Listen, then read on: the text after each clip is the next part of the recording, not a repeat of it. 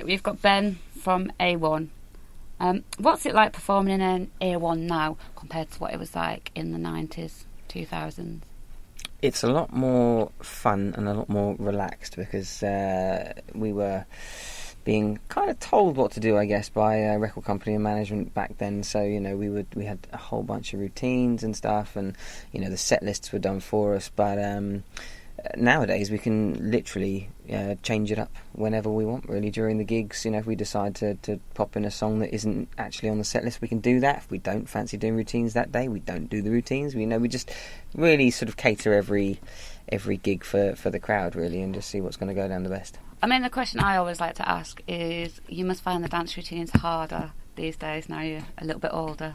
Well, no, because I'm much stronger and better and less, or more agile. More agile. I think. Like that. Yeah. No, I mean, we've definitely simplified them a little bit because we were never really dancers. We never really enjoyed that part of it. We were more musicians attempting to dance. And attempt we dance we did. That doesn't make any sense. But anyway, we weren't that good at dancing. But, we more sort of prefer playing instruments and stuff. And what are you guys most excited about the Boys Are Back tour? I think it's going to be like a 2-month-long stag do. So I think it's just going to be a lot of fun, a lot of partying, a lot of going to see our fans from that era. Probably they'll bring along their kids and stuff, and it's just be a good old nostalgia evening for everyone. You get a whole new heap of fans as well, won't you, with their children? Well, exactly, yeah. And what can we expect from A1 on the tour? Nothing. Absolutely nothing. No. Obviously, we're going to be doing all of our biggest hits. Take On Me, Summer Running You, Caught in the Middle, Every Time, Like a Rose. Everything. Maybe even a new song because we're just in the studio now writing and recording for our 6th studio album. So we might pop in a new one in there. But just going to be an amazing show. It's going to take everyone back to their youth and also show people what they've been missing out in these last few years where we haven't been as active in the UK. We've been active everywhere else in the world, but not the UK, so finally we're getting to do it over here. And will you be doing meet and greets with the fans at these tours? Hopefully. It's quite a tight schedule. We're literally going from place to place every single night, so a lot of the venues we won't actually have time to meet anybody, but hopefully we can say hi at least stage door on the way in and the way out. And I know there are a couple of VIP tickets, I believe, that have been bought that you can meet us. So we'll obviously be doing them. But yeah, we've always really appreciated our fans and spend as much time as we possibly can with them. But yeah, sometimes it's just not possible. And how would you say the music industry has changed since you released your first single?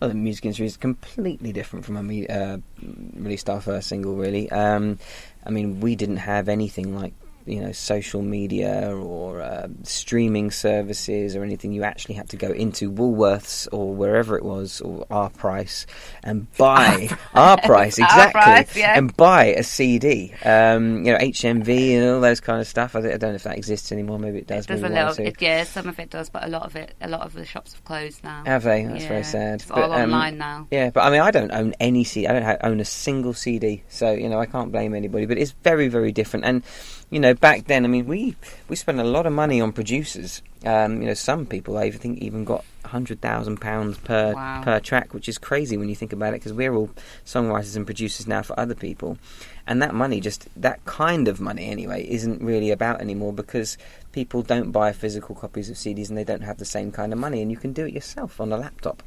And do you miss the excitement of thinking like you might be getting to number one? So, the midweek sales come out and you're nearly there and you can get the fans to go out and buy the singles and you wait for that call on the Sunday. There just isn't that excitement anymore, I don't think. I totally agree. I think it's very sad that doesn't exist anymore, actually, because there really was, when you released a single, there was like a time frame, and you knew that, the first week's sales was probably going to be the biggest week's sales. That was going to be your biggest charting position, and then hopefully because of radio play and stuff like that, you could keep it up in the charts in the top 10 at least or whatever for a few weeks. And nowadays, I just released a song today and you don't know how it's doing. People go, how's it going? You go, I don't know, I think it's going well, like the feedback's good, but you don't know because it takes a long time for the streaming services to actually catch up on how many plays you've had, so you don't actually ever know how many people have been listening to your music until you get the checks through. And because it's streaming, they're so small, the checks now. Oh, really? Anyway, well, I'm very pleased, let's just say, that we were big when we were big, because you could actually make money just from the music. And I suppose you'll still get royalties now, won't you, from... Yeah, well, because we wrote all the songs middle, apart from Take On Me, it's quite a nice thing to fall back on when, there have been years where we haven't been gigging as A1. We've been doing all our various different projects, but we still get, all the money through from the songwriting royalties and stuff. So that's a great thing. Obviously, we've just touched on this. You're a songwriter and a producer now. What is it you look for in an artist, and what would make you download their tracks? Well, I mean, what is it? Obviously, it's important to have good voice. I've worked with plenty of people that don't have very good voices and are actually doing quite well, which is pretty annoying. Put a bit of reverb on it? That doesn't save some people's vocals, unfortunately. Name and shame. I can't name and shame. It would be too shocking. But no, it's... I don't know. I mean, I think you can't really release albums these days. People do it on a track-by-track basis. And I think the only thing I dislike at the moment, although there's some very good songs out there, is that everything just sounds the same. You can listen to, I don't know what, and especially female artists for some reason at the moment. You could play me 6 different female artists with a sort of tropical house kind of beat, and you couldn't tell them one from the other. And I think that's a bit of a shame. And would you like to record and produce movie soundtracks ever? I know you've done the theatre. Yeah, well, I wrote a musical called Eugenius, and there's another one that I've written that's in the making right now, and that's been great. It's something very different. That's with Joanne Clifton, isn't it?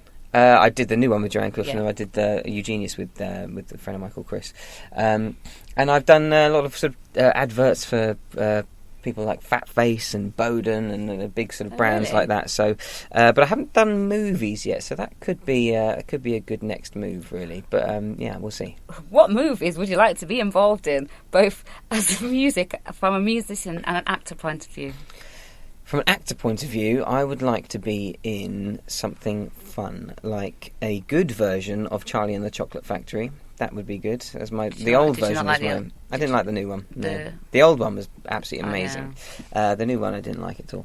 And I don't know. I mean, it's hard to say really what kind of movie. I'd quite like to be a character that is completely not like me at all. I think I'm always kind of cast, even when I've done the Flashdance musical and Rocky Horror and stuff like that. I always seem to be sort of cast in the sort of love interest hero type character. Because of your boy band looks. I know, but I'd quite like to be like a villain or a sort of someone that's really nasty. Even if it's like someone that you wouldn't imagine is nasty, but he is. But you're like a Wolf of Wall Street, Exactly, character. Exactly. I'll just go into anything that Leonardo DiCaprio's done. That'll be fine. Actually, that Once Upon a Time in Hollywood's supposed to be really good. Is it? Yeah, I'll go and watch that. No, that Margot sounds Robbie used to live in Clapham as well. Really? Yeah. Really? Margot Robbie. Oh yes, Margot Robbie. Yeah, I was thinking about another girl called Margot that did a film called 9 Songs. Do you remember that?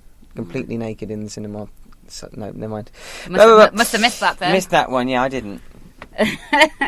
So what's next for A1 as a band? Well, we've just been in the studio writing and recording for our 6th studio album. We've just put out our... not just put out, we announced some of our first UK gigs as a 4-piece in many, many years, and they sold out within like 4 minutes, so that's happening at the end of the year.